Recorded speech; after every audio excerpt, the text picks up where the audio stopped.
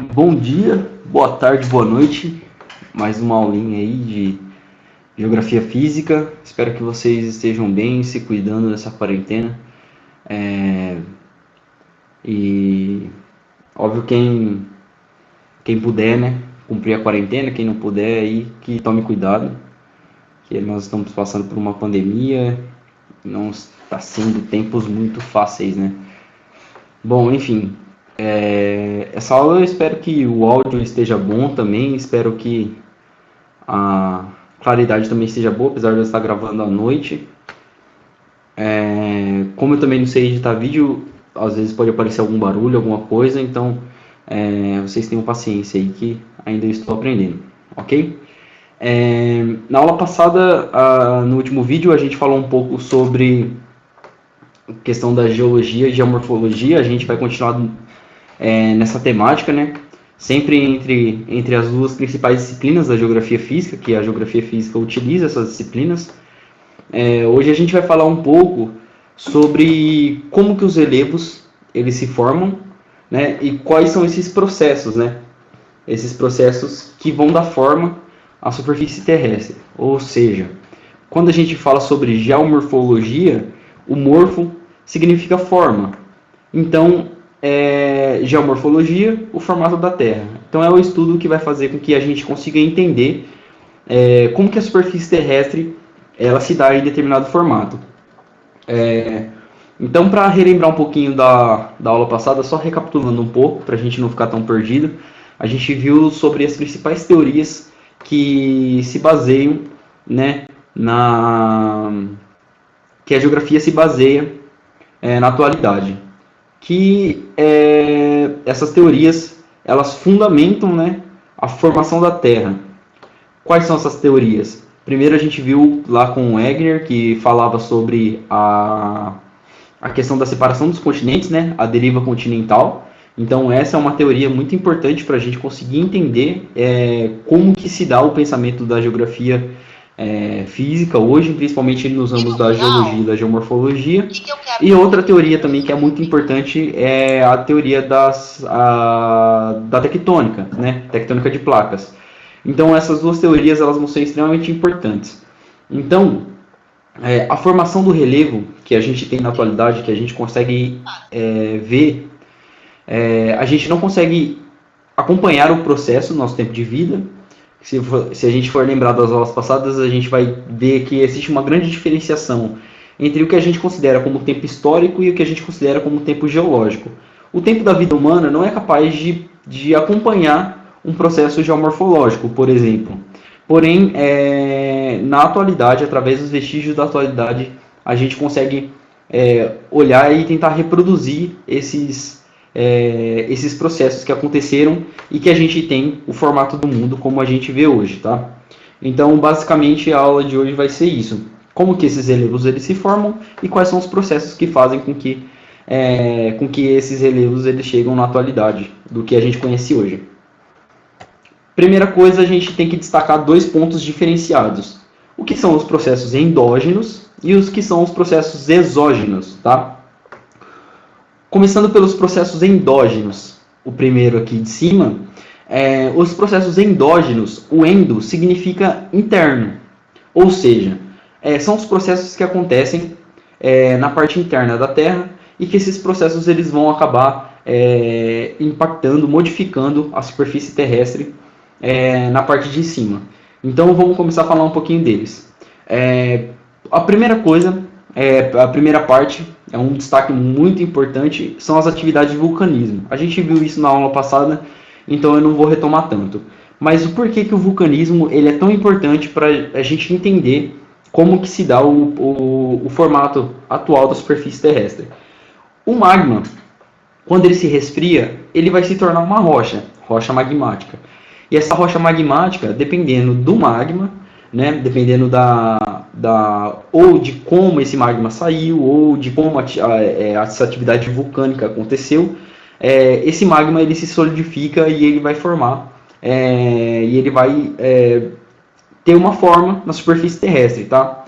Então, no caso, por exemplo, quando a gente vê a formação de um pico, que é um cume de um vulcão, por exemplo, como está especificado aqui na imagem aqui, quando a gente vê a formação desse pico, então a gente vê que isso foi uma atividade vulcânica que resultou na formação de uma montanha. Assim como outros exemplos também na formação de ilhas e tudo mais, então o vulcanismo ele é muito importante. A gente viu a questão do vulcanismo na aula passada, então eu não vou entrar com tanta profundidade aqui. Outra coisa que a gente também viu na aula passada são os abalos sísmicos. Aqui nesse exemplo eu coloquei essa foto, que foi o terremoto último que aconteceu lá no Japão, que foi um terremoto que atingiu uma escala Richter um pouco alta, eu não lembro ao certo qual que foi o impacto dele, mas ele foi um terremoto que causou bastante estrago lá no Japão, que aconteceu em 2018. E aqui na foto eu coloquei essa foto aqui, para a gente conseguir ver o impacto que tem na superfície terrestre que um terremoto também pode causar. Às vezes a gente acha que um terremoto é apenas um tremor, só que a gente vê através de exemplos de fotos e tudo mais. Esse do Japão foi um caso que eu peguei porque aconteceu recentemente. Porém, existem outros aspectos também, outros exemplos que fazem com que a gente entenda como que um terremoto consegue modificar a superfície terrestre.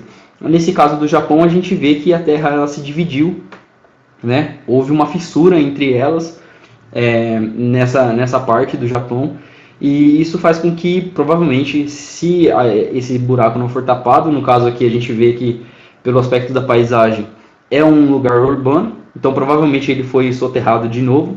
Só que se isso acontecesse, por exemplo, no meio natural, provavelmente ia formar um fundo de vale ou ter algum impacto aí no relevo em si. Então, os terremotos também eles conseguem atingir de maneira muito direta o que a gente considera o relevo da superfície terrestre, né? Então, esses dois exemplos são exemplos endógenos, né? São exemplos que acontecem no interior da Terra e que isso acaba refletindo no relevo superficial, tá? Continuando aqui, agora a gente vai entrar na parte onde que é a parte do conteúdo novo, da novidade da coisa, né? Que é o processo de orogênese e o processo de epirogênese, tá? Então, primeiro vamos começar com o processo de orogênese, que também é um processo interno da Terra e que isso reflete a superfície terrestre. Porém, esses processos, tanto o de orogênese quanto o de epirogênese, ele acontece numa escala geológica muito mais lenta e gradual do que os outros processos, os outros exemplos que a gente viu anteriormente, que foi o vulcanismo e a questão dos terremotos, tá? Então vamos lá. O que é a orogênese? É a formação ou rejuvenescimento de cadeias montanhosas ou a formação de grandes fossas causadas por fraturas ou dobramentos, ou os dois, consequência dos movimentos horizontais das placas tectônicas. Sua formação consiste em rochas magmáticas e ou metamórficas. Então, vamos pegar aqui um exemplo. Nas aulas passadas, quando a gente viu sobre a teoria da tectônica de placas, a gente viu que as placas elas se movimentam sim.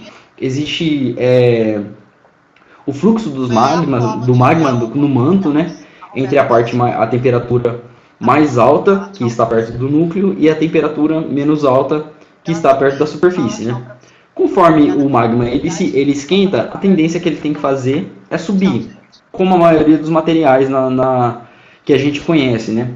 E que a física consegue catalogar, a gente vê que quando esse material esquenta, as moléculas elas se agitam, né, por receber muita energia térmica, e a tendência é que esse material tem perder um pouco de densidade, e com isso ele vai subir, né? No caso do magma acontece a mesma coisa. Então esse magma, com esse movimento de ele esquentar, subir, resfria, desce, esquenta, sobe, resfria, desce, isso vai fazer com que ele movimente as placas tectônicas, tá? Essas placas tectônicas se movimentando, vai chegar uma hora em que elas vão se chocar. Então elas podem ter tanto um movimento que se separam, como a gente viu no vídeo da aula passada, o exemplo que eu dei da dorsal do Atlântico, que separa o continente africano com o continente sul-americano, e no outro lado, em outro momento, essas placas elas se encontram. que é no caso do exemplo que está mostrado na imagem aqui. Quando essas placas elas se encontram, qual que é a tendência que uma dessas placas tem? Uma dessas placas, a tendência é se manter na superfície, tá? Como que ela se mantém na superfície? Por causa da sua densidade. Se ela vai ter um peso menor do que a placa que está encontrando com ela, a tendência que ela tem que fazer é ficar na superfície e a outra placa ela vai retornar ao manto. Esse é um processo que é considerado sistêmico dentro da geografia, porque ele é um sistema infinito. Então as placas elas se encontram, uma dessas placas retorna ao manto e a placa que sobrevive na superfície, a tendência que essa placa tem que fazer é uma tendência de sorgimento. Então, no exemplo que está aqui na imagem, a gente repara que, acompanhe o cursor do mouse aí, se vocês conseguirem, essa placa aqui, a placa oceânica, né? Está debaixo do oceano, a placa oceânica, ela vai retornar ao manto. Nem todas as placas oceânicas elas retornam, mas a maioria delas sim. Aí a gente vai entender o porquê. E essa placa aqui, que é a placa que fica na superfície, que se mantém na superfície, a partir desse momento aqui, ó, ela vai acontecer um dobramento. Nesse exemplo aqui está um exemplo de vulcanismo, que também pode ser considerado, que também é um exemplo que acontece. Ou ela pode se dobrar, ou vai acontecer um processo de vulcanismo que vai formar cadeias montanhosas, como a gente especificou agora há pouco atrás. Então, essa formação dessas cadeias montanhosas que acontecem com os encontros da placa é o que vai fazer com que a gente entenda a formação de várias cadeias montanhosas que a gente tem espalhadas pelo mundo, tá? Então, uma placa retorna ao manto e a outra placa ela vai se desdobrar, e é nesse desdobramento que ela vai erguer, e quando ela ergue, ela vai formar novas cadeias montanhosas. Então, continuando aqui. Quando elas formam essas cadeias montanhosas, a gente considera elas, a gente chama, né, como cinturões orogênicos, tá? Esses cinturões orogênicos, eles possuem duas definições, essas diferenciações que acontecem por idade. Eu vou ler aqui as definições que tem aí para vocês, e eu vou mandar o material junto para vocês conseguirem ler também quando for preciso e tudo mais. Primeira definição são os dobramentos modernos, que são os dobramentos que aconteceram com datações aí de 250 milhões de anos ou na era cenozoica, ou seja, são dobramentos mais recentes. Quais são as principais características desses dobramentos? É que essas cadeias montanhosas elas vão ter os picos mais altos, tá? As montanhas mais altas, pelo fato de elas serem novas. Como assim? A gente vai ver mais para frente sobre os processos exógenos, que são os processos que acontecem fora da superfície terrestre, né? E esses processos endógenos, eles acabam desgastando essas rochas, né? Então, se você tem uma montanha e essa montanha está exposta ao tempo por menos tempo, com certeza ela vai estar mais conservada. Então, isso justifica o porquê que os picos dos dobramentos modernos são mais altos, tá?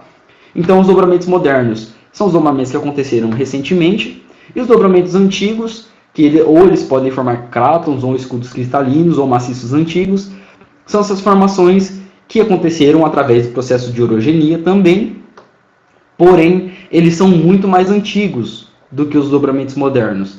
E isso justifica o porquê que a altura deles não é tão alta, e porque também, geralmente, eles não possuem picos ou montanhas que tem o cume delas não são tão pontiagudos, né?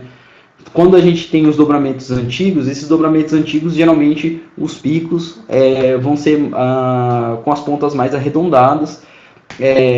Isso a gente vai ver nos exemplos mais para frente.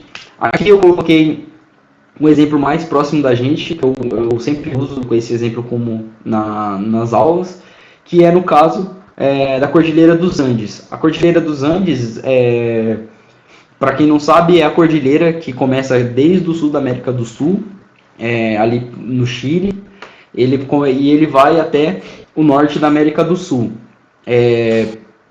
Então, a Cordilheira dos Andes é considerada um dobramento moderno. Quais são essas principais características que as montanhas da Cordilheira dos Andes possuem? Justamente esse pico mais afunilado. o cume das montanhas tem um pico mais afunilado e uma altitude muito mais alta do que os dobramentos antigos, tá? Outro exemplo também, no caso é o Monte Everest, que é considerado a maior altimetria do mundo, também é resultado de um processo de orogenia, tá? Então, aconteceu um encontro dessas placas, uma dessas placas soergueu, e quando essa placa ela se desdobra e ergue, então há a formação dessas cadeias montanhosas. Então, aqui o exemplo do Monte Everest, aí, que também é um dobramento moderno. E como o dobramento é antigo, eu coloquei aqui um exemplo, que é a nossa vizinha aqui, a Serra da Canastra, tá? Se vocês repararem, o tipo, né, do soerguimento, ele possui muita diferença entre os dobramentos modernos. Então, como o dobramento antigo, a gente vê que eles não vão ter o topo afunilado, tá? E sempre a altimetria vai ser muito mais baixa do que os dobramentos modernos. Então, a nossa vizinha aqui, Serra da Canastra, também é um exemplo de um processo de orogenia, tá? Então, quando vocês forem lá fazer uma visita, lembra da aula, e quando vocês verem lá as partes altas da Serra da Canastra, vocês lembram, falar, esse aqui é um dobramento antigo, por isso que ele tem esse formato e tudo mais, tá? Continuando, o geossinclinal.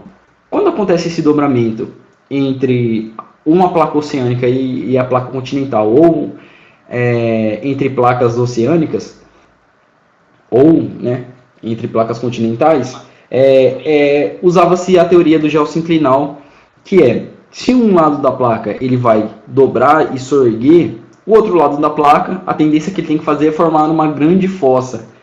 E o geossinclinal era uma teoria que explicava que essas fossas eram fossas que acumulavam sedimentos. De fato, elas acumulam sedimentos, só que eles são interpretados de uma maneira muito diferente hoje em dia, tá? Então eu vou ler aqui para vocês o significado e depois vocês acompanham aí no slide que eu vou mandar para vocês também. Resumidamente, é uma depressão formada perto das bordas continentais, onde houve orogenia, formada através da deposição de sedimentos oriundos, principalmente das cadeias montanhosas. Ou seja, um lado da placa tectônica que vai erguer vai formar uma cadeia montanhosa e o outro lado vai formar uma grande fossa marítima. E essa fossa vai ser o acúmulo de sedimentos. Tá? De fato, acontece o acúmulo de sedimentos, porém acontece de uma outra forma. Por que eu trouxe o exemplo do geossinclinal, que é uma teoria que já não é mais utilizada para vocês? Porque eu já vi algumas provas utilizarem o geossinclinal para explicar determinado tipo de fossa marítima, tá? Algumas fossas são bem famosas, e então algumas provas utilizam esse termo geossinclinal para se referir a essas fossas marítimas, tá? Então é só uma questão de utilização do termo, é um termo que já não é mais utilizado mais, porém em algumas provas há a chance de cair, tá? Então sempre tenham essa atenção. Geossinclinal é uma fossa marítima que acontece ao lado de uma cadeia montanhosa, resultado de um processo de orogenia, tá? Continuando aqui, tem um exemplinho do mapa, no caso do geossinclinal. Eu trouxe esse mapa, que é um mapa de altimetria, ou seja, as cores mais escuras, o azul mais escuro ali, são as áreas mais baixas. E as outras cores, até chegando a esse tom de laranja aqui, vão ser as áreas mais são as áreas mais altas, tá? Se vocês repararem, ao lado aqui, né, se vocês acompanharem o cursor, ao lado aqui da Cordilheira dos Andes, tá? Vai ter uma grande depressão, ou pelo menos o começo de uma grande depressão, que aqui no caso é a parte litorânea, então obviamente vai ser perto do zero, a nível do mar. Porém, depois dela aqui a gente vai encontrar uma grande fossa marítima, tá? No exemplo que a gente tem aqui no interior do Brasil, a gente tem tanto a formação de serras, como o exemplo que eu dei da Serra da Canastra, que foi um dobramento antigo, quando a gente tem também outras formações, por exemplo, como o processo de epirogênese, né, e o soerguimento da placa continental. Porém, se a gente for ver as bacias hidrográficas, no caso da bacia do Amazonas, aqui, e a bacia do Paraná, são duas grandes bacias, né, que a gente encontra aqui no Brasil. Elas possuem também como elas estão perto, muito perto dessas formações, então a tendência que elas têm que fazer é ter uma altimetria muito baixa. Então, é só um exemplinho aqui para a gente conseguir entender um pouco como que acontecem essas formações, tá? Aqui o outro exemplo também da geossinclinal, que no caso existe aqui, essa imagem é muito branca, acho que vocês não vão conseguir ver o cursor direito, espero que vocês consigam. Essa imagem, ela tem um exemplo aqui, que é essa formação do geossinclinal, que é essa fossa que fica justamente ao lado dessas formações. Então, aqui nessa parte, onde está escrito Folded Sediment, é onde vai ter os sedimentos que foram postos ali, oriundos da cadeia montanhosa. O que são os sedimentos, que eu tanto estou falando aqui e eu esqueci de explicar. Os sedimentos, quando a rocha ela se desgasta, esse desgaste dessa rocha, as rochas menores, vão ser considerados como sedimentos. Então, esses sedimentos, quando a rocha ela vai se desgastando, esses sedimentos eles vão ser levados sempre para a parte mais baixa do terreno, tá? Então, esses sedimentos eles vão ser transportados para essa parte mais baixa, que no caso seria essa fossa, que também pode ser chamada de geossinclinal, tá? Continuando, além da definição por idade dos processos de orogenia, a gente também tem a definição pelos tipos da placa. Então, se uma placa ela é oceânica, então é que ela vai estar embaixo de mares ou oceanos, ela vai ser chamada de placa oceânica, e a placa continental, que é a placa que ela vai estar embaixo da parte continental, da superfície continental, então ela vai ser chamada de placa continental. Quando há uma junção em um encontro entre uma placa oceânica e uma placa continental, a gente vai chamar ela de convergência oceânica continental, tá? No caso, um exemplo foi o que eu acabei de falar para vocês dos Andes. Os Andes é o encontro de uma placa que ela é uma placa oceânica do Pacífico e a placa sul-americana, que é uma placa continental.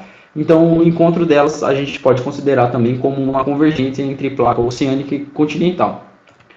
A gente tem o encontro entre placas oceânicas e oceânica, que a gente vai chamar justamente assim, convergência oceânica e oceânica, porque são duas placas oceânicas que estão se encontrando.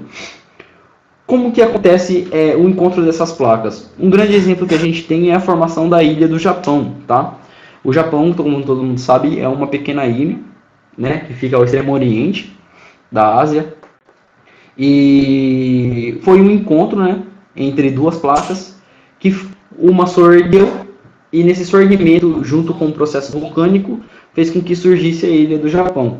Então, esse tipo de exemplo também é muito válido, porque onde que a gente vê lá na Indonésia, onde que teve a erupção do vulcão Krakatoa, que eu falei para vocês recentemente, né?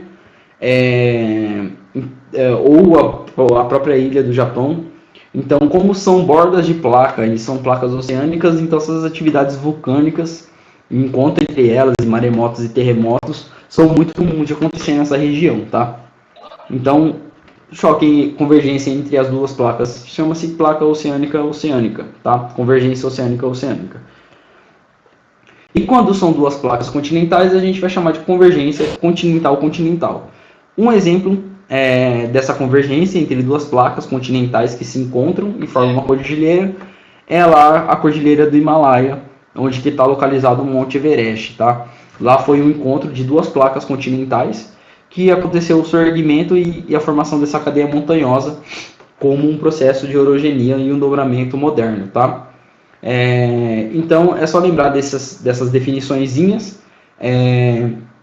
entre esses processos de orogenia.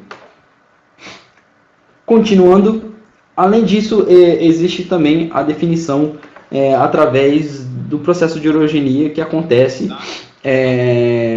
devido ao seu material principal, digamos assim. Então, existe a definição por idade, existe a definição entre placas, e vai existir a definição de o que faz acontecer esse processo de orogenia, esse dobramento, que no caso é resultado do processo de orogenia. A primeira é a orogênese térmica, como o próprio nome já diz, é uma orogênese que está ligada diretamente à questão da temperatura.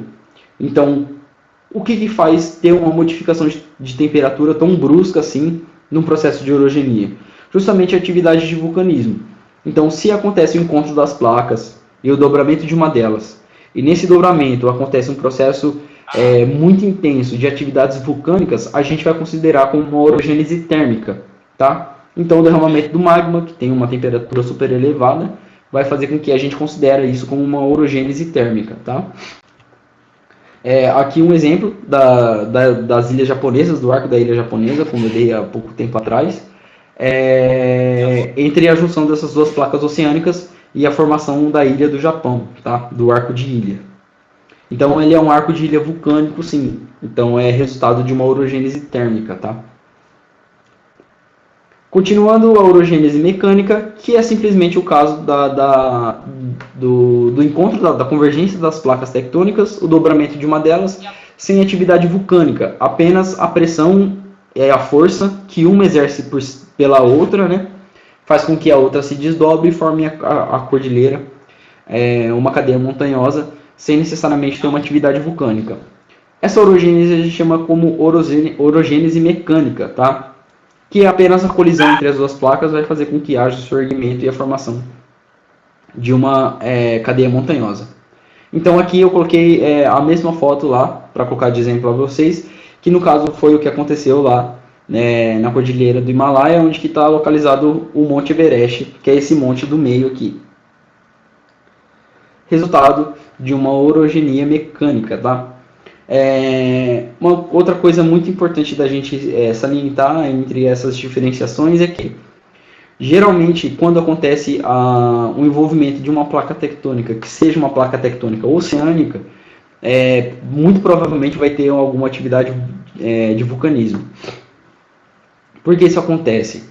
Quando a gente viu lá na aula passada que a gente falou um pouco sobre a formação do planeta e a gente viu a diferenciação entre litosfera e a crosta terrestre, a gente entendeu um pouco sobre isso. Quando a gente tem a formação de um grande bloco continental, geralmente a espessura, a profundidade do bloco continental, ele vai até 70 km de profundidade. Quando a gente tem a espessura nas áreas oceânicas, as áreas oceânicas elas vai ter um extrato de formação muito mais fino, de 10 a 20 km mais ou menos. Então, o fato desse extrato de material rochoso ser muito mais fino, né, do que os blocos continentais, isso faz com que facilite muito as atividades vulcânicas, tá? Então, se a gente for ver a localidade da cordilheira do Himalaia, a gente vai ver que ela está localizada bem no centro do continente asiático, né? Então, isso também justifica o porquê que a gente considera esse processo da cordilheira do Himalaia como um processo de orogenia mecânico e não vulcânico, tá? Continuando aqui, agora a gente vai entrar num outro processo de movimentos entre as placas, que no caso é a epirogênese. Quando acontece na orogenia, que a gente viu agora atrás, o dobramento de uma das placas, a epirogênese ela vai acontecer justamente o contrário. A placa ela não vai se dobrar. Como assim ela não vai se dobrar? Quando você tem um encontro, a convergência de duas placas tectônicas e uma delas vai se dobrar, a gente considera isso como um processo de orogenia, tá? Então, são uma borda de uma placa se encontrando com a outra e o dobramento de uma placa. Então, isso faz com que aconteça a formação de grandes montes, né, de grandes cordilheiras. No caso do processo de epirogênese, a movimentação da placa ela é vertical. Ou a placa tectônica ela vai abaixar, né, ela vai fazer o processo de subsidência, ou ela vai sorguer, tá? Então existem esses dois movimentos. Eu vou ler aqui as definições no slide para vocês, acompanhem aí. O movimento da crosta terrestre vertical chamamos de sorgimento quando é positivo, para cima, e subsidência quando o movimento é negativo, para baixo. Não há aparecimento de fraturas e falhas, que são significativos, pois os movimentos são extremamente lentos. Então, é essa diferenciação principal entre orogenia e epirogênese. O movimento de orogenia é muito mais brusco, por isso que faz cordilheiras, cadeias montanhosas muito altas, né? E o processo de epirogênese são movimentos muito mais lentos e geralmente eles não acontecem em áreas de bordas de placas tectônicas, e sim no seu interior, tá? Então são diferenciações que a gente tem que levar em consideração aí. Uma coisa pode acontecer, a orogenia pode acontecer junto com a epirogênese? Pode.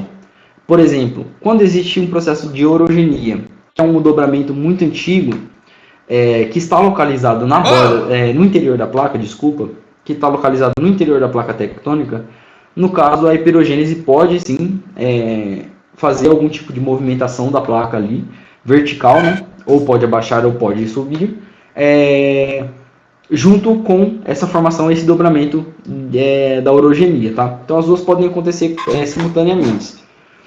Porém, não é comum. Geralmente deve ser algum cinturão orogênico antigo, como eu dei de exemplo.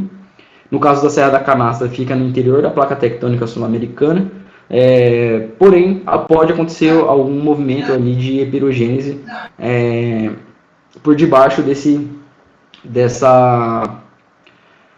dobramento, que é resultado de um processo de orogenia, tá? Então, os surgimentos. Então, é o arqueamento continental após a orogênese, tá vendo? Então, acontece o processo de orogênese e depois pode acontecer, sim, o processo de epirogênese, que pode acontecer através da redução das camadas de gelo, dos processos interglaciais, ou a denudação de áreas cratonizadas. O que isso quer dizer? Quando a gente tem um continente que ele está passando por um processo de glaciação e ele tem uma camada de gelo muito espessa em cima dessa placa, então, se você tem muito material em cima dessa placa, essa placa com certeza esse gelo ele vai exercer um peso sobre essa placa. Quando acontece esse peso em cima dessa placa, a tendência dessa placa é baixar. No caso aqui, está acontecendo ao contrário. Quando esse gelo ele acaba se derretendo entre os períodos de glaciação, quando esse gelo ele se derrete, então esse gelo ele deixa de exercer esse peso por cima da placa. Então a tendência que essa placa tem que fazer é soerguer, tá? Então esse é o arqueamento, é um movimento positivo do processo de epirogênese, tá? No caso da denudação de áreas cratonizadas é a mesma coisa. Se você existe algum tipo de material, no caso da denudação aqui, se você existe esse não peso em cima dessa placa, no caso da denudação, do intemperismo, é quando as montanhas elas se desgastam e esse material que está nesse bloco continental é levado para outro lugar. Então, quando esse material deixa de exercer esse peso em cima da placa, a tendência que ela tem que fazer é soerguer, arquear, tá? Um caso do contrário, né? Do caso de subsidência, que é quando a placa ela baixa, ela vai para baixo, o movimento negativo, tá? Então, nos períodos de glaciação, quando esse gelo ele está lá congelado em cima do bloco continental, ele vai exercer um peso muito grande sobre essa placa. Então, a tendência que essa placa tem que fazer é fazer o efeito negativo, ela vai abaixar, tá? No caso do processo de vulcanismo também, é um exemplo bem interessante, porque pode acontecer expelir um magma, né? Pode haver uma fratura ali na placa, pode expelir um magma. Dependendo da quantidade desse magma, vai formar, dependendo da quantidade de rochas também. Então, se vai expelir muito magma, vai formar muitas rochas. E essas rochas também vão exercer um peso. Esse peso é muito grande sobre a placa tectônica, dependendo da quantidade, obviamente. E com esse peso vai fazer com que exista um movimento negativo da placa. Quanto mais peso em cima dela, a tendência que ela tem que fazer é abaixar, fazer o abaciamento, o movimento negativo, tá? E o último exemplo aqui que eu deixei, tá aqui desse lado, né? Tá ao contrário para vocês. O último exemplo que eu deixei aqui é o processo de isostasia, considerado equilíbrio, que eu vou colocar aqui para vocês o exemplinho. O processo de isostasia ele acontece da seguinte forma: a tendência que a superfície terrestre e a placa tectônica têm é fazer com que haja um equilíbrio entre elas. Ou seja, se uma parte dessa placa ela vai acontecer o soerguimento, como está especificado aqui na imagem, acompanhe aí o cursor, por favor. Aqui, esse pontilhadinho aqui, a gente considera como a isostasia, ou seja, o equilíbrio da placa. Aí a gente teve um caso aqui, que foi um caso que subiu esse ponto neutro, né? Que é o caso de um soerguimento no meio da placa através do processo de epirogênese. Quando acontece esse soerguimento, a tendência que a parte vizinha ali desse soerguimento tem de fazer é acontecer o abaciamento. Por que existe o abaciamento? Existe um nível, né, que esse nível é considerado dessa isostasia, que é esse equilíbrio da placa. Se uma parte da placa ela soergue a esse nível, a tendência que os outros lados têm que fazer é abaixar, para conseguir manter o equilíbrio entre a placa. A placa não vai subir por inteiro e também não vai descer por inteiro. Se vai acontecer o abaciamento em determinada parte da placa, a outra parte vai soerguer consequentemente. Tá? E isso também a gente tem aqui no... Acompanhe o cursor, por favor. Aqui no pontilhado na parte de baixo, que é o pontilhado da placa tectônica. Ou seja, se houve o soerguimento, com certeza vai aumentar o peso que vai estar sendo exercido sobre essa placa. Então essa placa também ela vai acabar fazendo o processo de isostasia na sua parte de baixo também, na parte da placa tectônica em si. Ou seja, a parte que está mais larga, com certeza é a parte que vai estar exercendo o mesmo peso. Então vai acontecer o soerguimento para cima e a parte de baixo da placa tectônica. O que é interessante a gente pensar aqui. Mas você falou agora que quando é exercido um peso muito grande por cima dessa placa, a tendência que ela tem que fazer é o abaciamento. Correto. Como eu disse para vocês, esses processos que eu estou demonstrando para vocês aqui são processos que são eternos. São processos cíclicos, tá? São sistêmicos. É uma troca de energia em material constante. E isso nunca para de acontecer. Então, se você tem um soerguimento, e esse soerguimento ele vai acabar deixando mais espesso a crosta terrestre, e isso vai exercer um peso sobre a placa, a tendência que esse soerguimento tem que fazer é baixar para os outros lados soerguerem de novo. E esse movimento ele vai ser eterno, através do princípio de isostasia, que é justamente a busca por esse equilíbrio. Então, a placa, os blocos continentais, a crosta terrestre e a placa continental sempre vai buscar esse equilíbrio. Mas na busca desse equilíbrio é praticamente como se fosse uma busca inalcançável, ele nunca vai achar, porém isso vai fazer com que nunca cesse esses processos, tanto o processo de orogenia quanto o processo de epirogênese. Então são processos que vão nos acompanhar aí até provavelmente o final das nossas vidas, e provavelmente quando a raça humana já estivesse extinta, esses processos ainda vão continuar acontecendo aqui no planeta Terra, tá? E aqui um processo de a imagenzinha que faz com que desse lado aqui, que faz com que a gente entenda um pouco como acontece o processo de epirogênese, tá? Então a gente vê aqui que não é um encontro de duas placas, né? Geralmente vai acontecer no interior das placas. No caso, o primeiro exemplo é um exemplo de uma formação de um fundo de vale. Isso tem uma relação muito intensa com a questão da atmosfera, das chuvas e tudo mais, que a gente vai entrar um pouquinho mais para frente agora. E no segundo exemplo, é o caso da epirogênese positiva, que pode formar, sim, alguns picos altos, dependendo da ocasião, tá? Então, no caso da epirogênese positiva, a gente lembra lá agora, que a gente falou agora, sobre o exemplo do processo de orogenia. Então, um sequenciado do outro. Aconteceu o processo de orogenia, pode sim acontecer o processo de epirogênese logo em seguida, como está demonstrando aqui o exemplinho que eu deixei para vocês, tá? Continuando, eu espero que esteja tudo muito claro até aqui. Se não tiver, vocês podem enviar dúvidas, vocês vão ter meu contato aí. Vocês podem me enviar dúvidas, entrar em contato comigo, que eu vou responder sem nenhum problema, tá?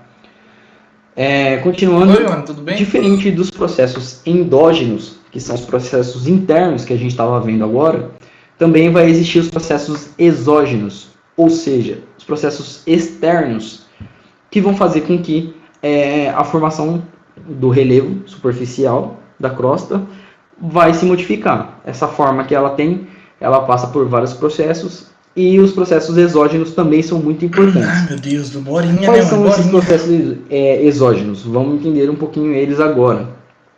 Processo de transformação das rochas através dos processos exógenos externos, causados pelos agentes geomorfológicos, físicos de desagregação, ou químicos de decomposição. Essa transformação é resultado de um processo de adaptação das rochas às condições físico-químicas impostas pelo ambiente. Pode receber o nome de meteorização. Então, a primeira coisa que eu queria destacar para vocês é que, Mano, eu vou pegar água já em volto. cima aí, eu coloquei o título como processos exógenos ou intemperismo. O que é o intemperismo? O intemperismo é o processo que a rocha sofre no seu desgaste. Ou seja, a rocha ela vai ser formada através do magma, só que ela não vai permanecer como uma rocha magmática até o fim da sua vida, intacta ali do jeito que ela foi criada. Então, vai existir alguns processos, esses processos externos, que vão fazer com que haja o desgaste dessa rocha. E essa rocha, ao ser desgastada, ela vai produzir os sedimentos, e os sedimentos vão ser transportados, levados para outros lugares, ou vai ser transformados em outras rochas também. Tudo isso vai derivar muito do tipo da rocha que a gente vai estar estudando e tudo mais. Outra coisa para a gente destacar também é que aqui nessa definição eu coloquei dois tipos de intemperismo, que é o intemperismo químico e o intemperismo físico, tá? O intemperismo físico, como o próprio nome já diz, é o intemperismo que ele vai modificar, né, a rocha, não na sua composição química, mas sim na sua característica física. Ou seja, se a rocha ela se quebra no meio, Oi, Ana? essa rocha ela pode ela sofreu um intemperismo físico, ou seja, as duas partes da rocha continuam com a mesma composição química, mesma composição mineral, mesma composição química, da mesma forma. A única coisa foi que ela separou uma parte da outra. Então isso é um intemperismo físico, simplesmente mecânico, tá? E o intemperismo químico é justamente quando acontece a mudança da composição química da rocha, que a gente vai entender um pouquinho mais para frente agora. E por último, esse caso de meteorização acontece justamente porque meteorização se remete às condições da atmosfera, tá? Então, quando a gente fala sobre meteorologia, por exemplo, a gente fala sobre as condições da atmosfera. Então, ele recebe esse nome também porque as condições da atmosfera são o principal fator exógeno que vai fazer com que haja essas modificações na forma, no relevo superficial da crosta terrestre, tá? Então vamos lá, intemperismo físico, como eu falei já um pouquinho mais para frente, ou um pouquinho agora atrás, é justamente quando acontece a desagregação da rocha, né? Meu Deus do céu, eu não acredito, essa cara. quebra entre ela vai diminuindo em poucas partes e tudo mais, de maneira mecânica, tá? Então, o exemplo que eu coloquei aqui para vocês no caso de águas, né, pode ser tanto água ou gelo. No caso dos ventos, clima, vegetação ou animais. Ou seja, tudo isso pode interferir e pode fazer com que essa rocha ela acaba desagregando uma parte da outra. E essa desagregação, sendo mecânica, ela vai ser considerada como intemperismo físico, tá? Então aqui tem alguns exemplos, na imagenzinha aqui do lado que eu coloquei para vocês, alguns exemplos de intemperismo, tá? Primeira parte, ou primeiro exemplo, acompanhem o cursor aí, se vocês conseguirem. Esfoliação, intemperismo em casca de cebola. Geralmente, essa parte de esfoliação, a rocha ela vai começar a se quebrar, tá? Nas partes de fora, e em dentro ela vai ter essa característica um pouco mais de areia, ou enfim. Por que isso acontece? Aqui está escrito, a superfície aquecida da rocha se expande, ou seja, temperatura. Se essa rocha ela é aquecida, provavelmente ela vai sofrer algumas diferenciações entre expansão, né, quando esquenta expande, quando esfria ela contrai. Então nesse movimento ela vai acabar se quebrando, e quando ela se quebra ela vai se quebrar em camadas, tá? Como se fosse uma cebola mesmo. Então esse é um dos exemplos por temperatura. Depois a gente tem aqui por termoclastia, que também é por temperatura, que essas rochas também elas vão craquelarem entre si, tá? Vão quebrar.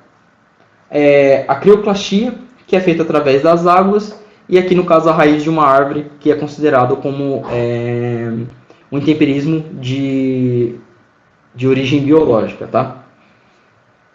Continuando aqui, a crioclastia, no caso de água e gelo. Aqui tem um exemplo, que é um exemplo aqui tem um exemplo, o exemplo de como acontece essa parte do intemperismo causado através do gelo. Então, a rocha, nas fissuras que ela tem, vai adentrar a água. Quando há o congelamento, esse gelo ele enrijece, né? E ele acaba quebrando, diminuindo em partes a rocha, como mostra aqui na imagem, do ladinho. Tá? Então, esse é o intemperismo intemperismo físico causado pela água e pelo gelo. Tá? Aqui então um exemplo, que é o caso de uma formação através de água, que é o cânion do Itaimbezinho, que é o Parque Nacional de Aparados da Serra, que fica lá em Santa Catarina, em Rio Grande do Sul. Mano, tá? peraí. Então é considerado como se fosse um mini cânion, tá? Que também é oriundo do processo de intemperismo causado pela água. É bem bonita essa imagem, né? Por ventos ou esfoliação. No caso do exemplo da casca de cebola, que eu falei para vocês, além da temperatura, o processo de esfoliação também conta com a ação dos ventos, tá? Então, o esfriamento, o aquecimento e o esfriamento das rochas vai fazer com que o vento não tenha dificuldades em fazer esse processo de intemperismo nas rochas, tá? Então, também é considerado como um tipo diferente de intemperismo físico. Esse exemplo que eu deixei aqui para vocês, está aqui em cima, eu devo estar na frente da imagem, mas o importante é vocês verem o formato da taça dessa rocha, tá? Que é lá do Parque Estadual Vila Velha, Ponta Grossa do Paraná, tá? Então, muitas rochas, né, vai ter essa característica se for no caso de temperatura e ventos, tá? No caso, são ações combinadas da atmosfera. Meu Deus, já era, morri. Aqui uma fotinha, um exemplo, no caso de temperatura, onde que a rocha ela vai se quebrar nessa contração, né? Entre o calor e o frio, a rocha ela vai sofrer expansões e contrações, e isso vai fazer com que ela, por causa do seu material muito rígido, isso vai fazer com que ela quebre, tá? Um exemplo muito legal que eu sempre gosto de usar é quando a gente está andando numa calçada, por exemplo, e a gente vê uma calçada trincada ou rachada. Geralmente isso acontece por causa dessa diferenciação de temperatura, tá? Às vezes pode ser que alguém bateu ali e tudo mais, mas só que na maioria das vezes o concreto ele passa por isso, tá? Por isso que é tão importante a gente entender como que acontece as resistências dos materiais, tá? Se a gente faz um concreto que ele não tem nenhum espaço de expansão e contração entre um bloco e outro, com certeza esses blocos vão se chocarem e isso vai fazer com que esse concreto ele rache. Igual acontece com o processo de intemperismo originário da temperatura, né? Que acontece nas rochas. Ela expande, ela contrai, calor ela expande, frio ela contrai, e nesse movimento que ela faz, ela pode quebrar entre si. Isso é considerado também um intemperismo físico. Não mata ela. Não mata ela. E também a gente tem um intemperismo químico, tá? O intemperismo químico é quando acontece a degradação da rocha, a decomposição da rocha, e isso muda as suas condições químicas dela, né? A sua composição química, ou seja, os minerais eles vão se transformando dentro da rocha, e isso a gente considera como um intemperismo químico, tá? Então eu vou ler a definição para vocês, acompanhem aí. Processo de decomposição química das rochas. Acontece um processo de degradação das rochas, e esse processo também é resultado na mudança química dos componentes das rochas. O processo que resulta na formação de rochas metamórficas. Hidrólise, hidratação, carbonatação e oxidação são os processos de intemperismo químico, tá? Aqui no caso está falando de rochas metamórficas, que no caso na próxima aula a gente vai ver um pouquinho sobre os tipos das rochas. E essas rochas metamórficas são as rochas originárias através dessas modificações, desses intemperismos, tá? Então, eu não vou adentrar aqui com mais profundidade, porém, a gente vai só entender agora o intemperismo químico. Na aula que vem a gente passa a entender um pouco como que acontecem as rochas metamórficas, tá? Então, exemplinho aqui, no caso desse exemplo aqui, as gotas de chuva, né, H2O, elas vão sofrer uma mistura junto com o gás carbônico na atmosfera, e essa água, quando ela se junta ao gás carbônico, o pH dela sobe, ela se torna ácida, e ela acaba por dissolver alguns minerais da rocha, tá? Então ali, ó, que se recombinam em caulinita neoformada. Os íons de hidrogênio são retidos na água argilomineral, tá? Então, o que isso significa? Significa que essa caulinita neoformada, ela vai ser o resultado dessa infiltração dessa água, e quando essa água com acidez muito alta, ela entra, ela vai levar consigo alguns minerais das rochas. E isso é muito comum acontecer no processo tanto de chuva, de solo e tudo mais. Quando você deixa o solo desprotegido, ou no caso de poluição também, a água sim, ela pode afetar na composição das rochas, pode afetar no lençol freático também. Por que afetar no lençol freático? Porque esses minerais que essa água dissolveu das rochas pode estar sendo levado para algum subducto de água, tá? Então, essa parte da estrutura, né, da rocha, estrutura mineral da rocha, é muito importante a gente entender.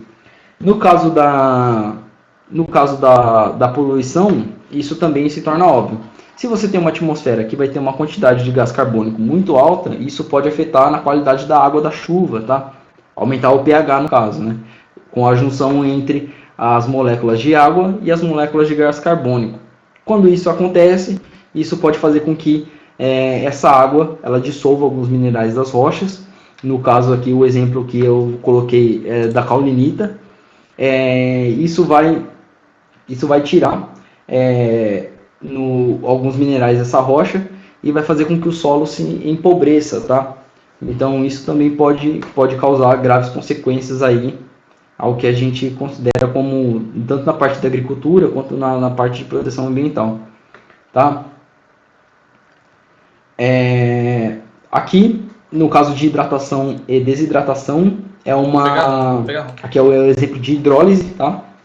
Então, quando a água ela cai na hematita, né, que é a principal formação desse material considerado argiloso, né, no caso desse exemplo, essa hematita, com a mistura da água, ela acaba se tornando a goetita, tá? Que é um outro tipo de rocha também, resultado do intemperismo químico.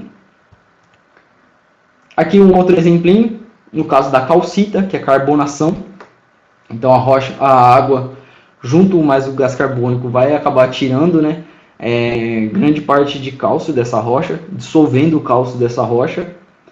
E o outro exemplo, a oxidação, que é a mais famosa, quando a gente encontra ferro no interior das rochas. Esse ferro, ele pode, ao contato com a água, ele pode também sofrer esse processo de oxidação, como se fosse ferrugem. Então a rocha ela vai acabar tendo uma coloração um pouco mais alaranjada, como a gente pode ver na fotinho aqui do lado aqui. Essa coloração um pouco mais alaranjada, que é resultado do processo de oxidação, tá? No caso da mistura aí do ferro com a molécula de água, pode formar o óxido de ferro, tá? São esses 4 exemplinhos que eu trouxe do intemperismo químico, desculpa. O intemperismo biológico, ele pode estar tanto relacionado ao intemperismo físico quanto ao intemperismo químico. O que é o intemperismo biológico? Como o próprio nome já diz, é quando acontece alguma ação de alguma vida, seja animal ou vegetal, que faça com que essa rocha ela sofra essa desagregação, tá? Ela se divida em partículas menores. Então pode ocorrer de duas formas: a desagregação física ou a desagregação química, tá? Como a gente viu os dois exemplos agora. Aqui eu trouxe um exemplo para vocês, na imagenzinha aqui. Eu acho essa foto bastante interessante, que a árvore ela conseguiu, né, germinar entre uma fissura de uma rocha. E conforme ela foi crescendo seu caule, ela foi quebrando essa rocha no meio. Então ela é um exemplo aí de um intemperismo físico de origem biológica, tá? E aqui outros dois exemplos que é muito comum na vida da gente, que é a formação de formigueiros, que as formigas elas têm substâncias que elas colocam dentro do formigueiro, que isso faz modificar, né, a composição daquele solo, daquela rocha, e as minhocas a mesma coisa, tá? Então a gente pode considerar que o material que esses animais fazem, a gente pode considerar também como um intemperismo químico, tá? Ou a junção da função do intemperismo biológico com o intemperismo, por exemplo, da ação das águas. Se você tem um formigueiro, a água ela pode adentrar o formigueiro, e adentrando o formigueiro, ela pode fazer com que aconteça algum daqueles intemperismos químicos que a gente viu um pouco mais atrás, tá? Então são exemplos de intemperismo que vale a pena a gente entender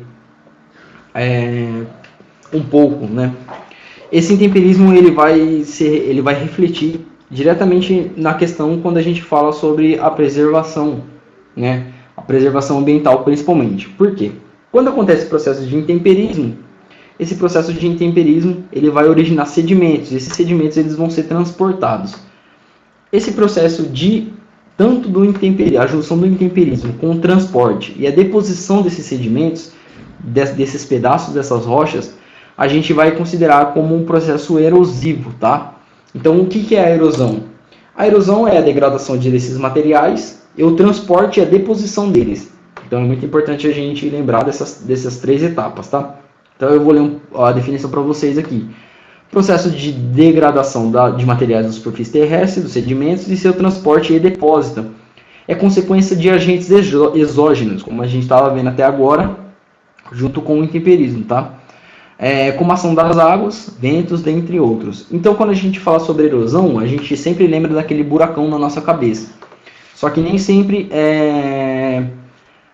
a erosão é só aquilo. Aquilo é um tipo de erosão, claro, aqueles buracões que a gente vê em pastos e tudo mais.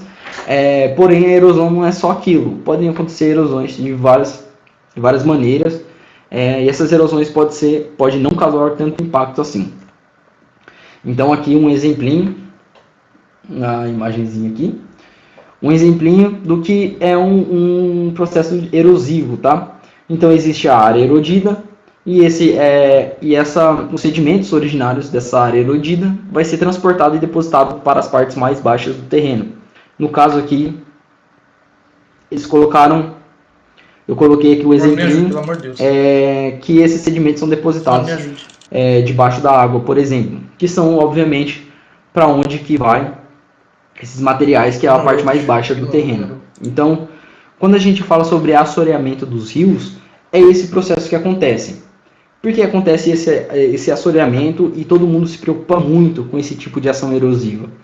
Porque esses sedimentos vai fazer com que o nível da água baixe, como vocês estão vendo aqui no exemplo da figura. Esse exemplo ele é bem minimalista, mas a gente consegue entender um pouco. Quando acontece o depósito desses sedimentos no fundo das águas, vai fazer com que o nível de água baixe. Isso está fazendo com que exista, né, a diminuição ou extinção de vários cursos d'água, vários rios, que passam por esse processo. Como assim? Mas isso não é um processo natural? Porém ele pode ser acelerado devido à degradação, tá? Principalmente da chamada mata ciliar, que a gente tanto conhece, a gente vê na escola aí.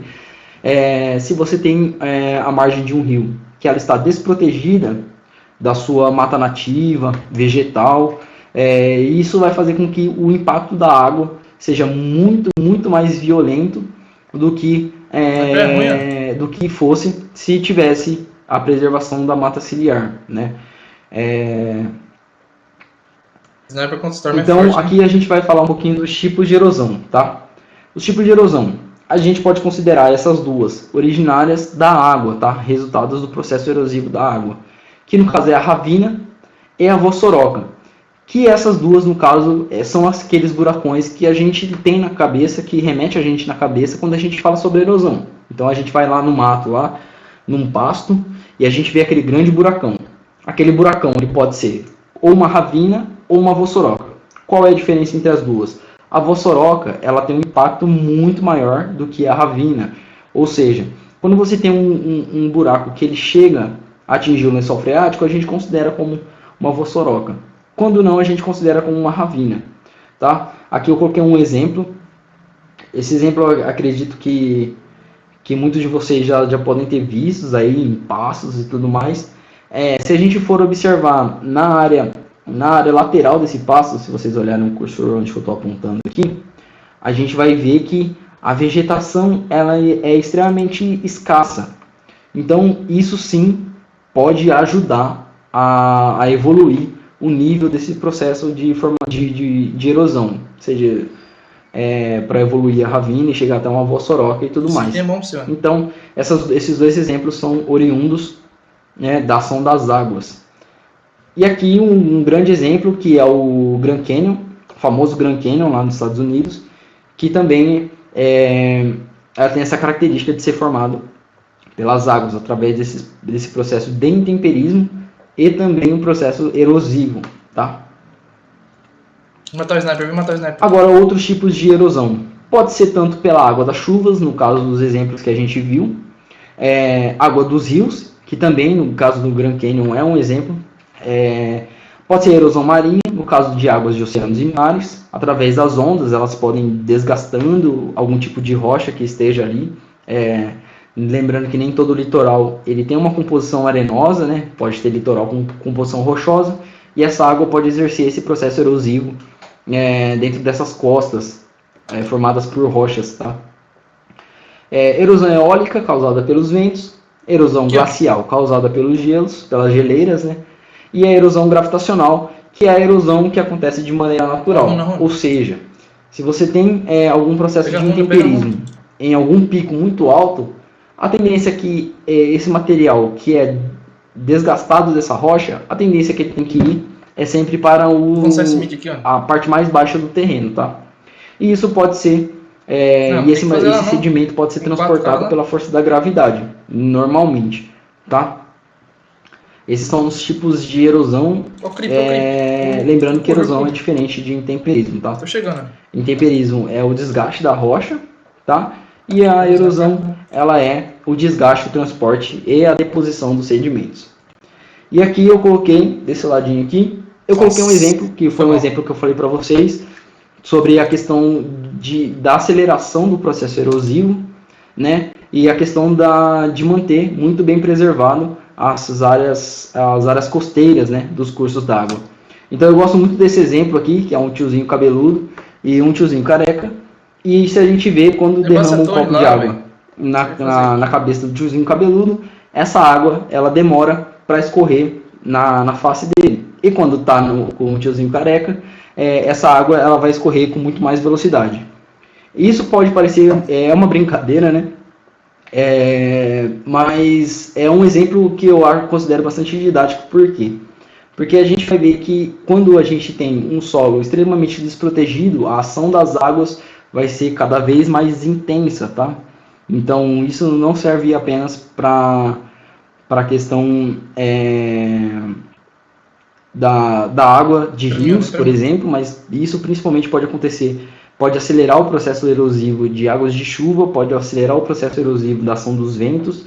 Então, quando a gente fala sobre preservação dos cursos d'água, é muito importante a gente lembrar sobre esses processos que modificam, né, toda a forma do nosso relevo e que isso pode custar muito caro para a humanidade daqui a uns anos. A gente está vendo aí muitas regiões do mundo passando por crises hídricas, que são crises hídricas que não atingem só a questão da indústria, por exemplo, mas atinge a população, que é o pior caso, né, de pessoas que não têm acesso tanto à questão da água potável, também como a questão do saneamento. Então, todas essas discussões, elas permeiam, elas perpassam por essas temáticas que a gente viu, que vão influenciar no formato da crosta terrestre, tá? Espero que a aula tenha sido muito proveitosa, espero que vocês tenham entendido. Se vocês tiverem alguma dúvida, entrem em contato comigo. Acredito que vocês têm meu número, então é só mandar uma mensagem, um e-mail, Facebook, tanto faz, fiquem à vontade. Tenha aí uma ótima semana. Daqui 2 semanas eu volto gravando outra aula. Um cheiro!